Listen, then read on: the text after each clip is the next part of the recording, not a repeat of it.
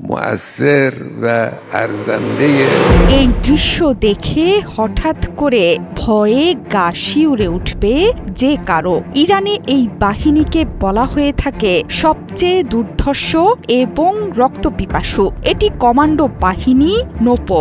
এই বাহিনী ইরানের সর্বোচ্চ ধর্মীয় নেতা মোজতবা খামেনির দেহরক্ষী। ইসরায়েল এবং মার্কিন যুক্তরাষ্ট্রের আঘাতে শহীদ হন ইরানের সর্বোচ্চ ধর্মীয় নেতা এবং তার বাবা আয়াতুল্লাহ আলী খামেনি। বাবার প্রয়াণের পর ছেলে মোজতবা খামেনিকেই সর্বোচ্চ নেতা হিসেবে বেছে নিয়েছে ইরানি কর্তা ব্যক্তিরা। তবে পশ্চিমাদের শকুনি নজরও এড়াচ্ছে না মোজতবা খামেনির ওপর থেকেও। বাবা আয়াতুল্লাহ খামেনির হত্যাকাণ্ডের পর থেকেই আত্মগোপনে নতুন সর্বোচ্চ নেতা মোজতবা খামেনি। কালো পোশাকে সজ্জিত এই বিশেষ বাহিনী এখন মোজতবার ব্যক্তিগত দেহরক্ষী, এক প্রতিবেদনে জানিয়েছে মার্কিন গণমাধ্যম ফক্স নিউজ। নোপো হল নিরুয়ে ভিজে পাস দারান বেলায়েতের সংক্ষিপ্ত রূপ। এর অর্থ সর্বোচ্চ নেতার সুরক্ষায় নিয়োজিত বিশেষ বাহিনী। 1991 সালে গঠিত এই অভিজাত ইউনিটটি ইরানের সাধারণ পুলিশ বা রেভলিউশনারি গার্ডস থেকেও অনেক বেশি নিষ্ঠুর এবং মারাত্মক।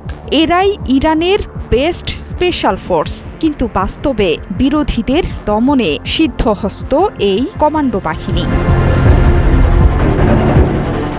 1999 সালের ছাত্র আন্দোলন থেকে শুরু করে 2019 সালের বিক্ষোভ, মাহসা আমিনি এবং সাম্প্রতিক সময়ের বিক্ষোভ দমন করতে গিয়ে রক্ত গঙ্গা বইয়ে দেওয়ার অভিযোগ এই বাহিনীর বিরুদ্ধে। তারা একমাত্র সুপ্রিম লিডারের প্রতি অনুগত।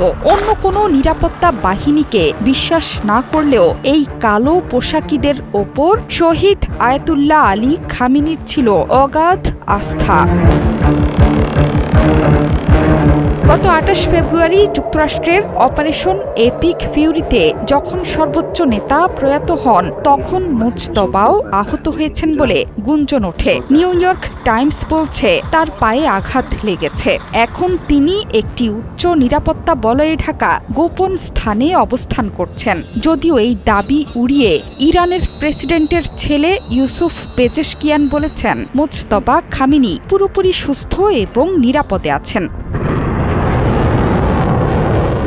রোববার সর্বোচ্চ নেতা হিসেবে ঘোষিত হওয়ার পর মোজতবা খামেনি এখনও জাতির উদ্দেশ্যে কোনো ভাষণ দেননি। রয়টার্স বলছে আইআরজিসি রীতিমতো গায়ের জোরেই সর্বোচ্চ নেতা হিসেবে মোজতবাকে ক্ষমতায় বসিয়েছে। তারা মনে করছেন মোজতবা তার বাবার চেয়েও বেশি নমনীয় এবং আইআরজিসির হার্ড লাইন নীতিতে চোখ বুঝে সমর্থন জানাবেন। যদিও বিশ্লেষকরা বলছেন মোজতবার নির্বাচন ইরানকে একটি পুরোপুরি সামরিক রাষ্ট্রে পরিণত করবে। পর্দার আড়ালে সব ক্ষমতা থাকবে সেনাবাহিনীর হাতে। জোহরা চৌধুরী সেতু, ৭১।